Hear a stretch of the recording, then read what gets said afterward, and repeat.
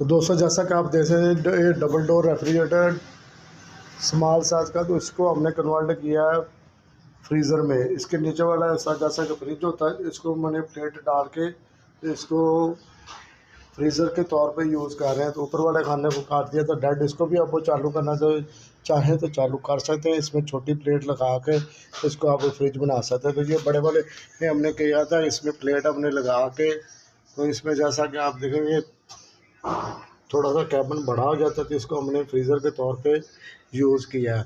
इसमें हमने प्लेट डाली और इसमें R600 वाला कंप्रेसर लगा के, तो ये बहुत बेहतरीन जा रहा है। तीन तीन के साल हो गए इसको मुझे तैयार किए हुए। तो इसको हमने जो ना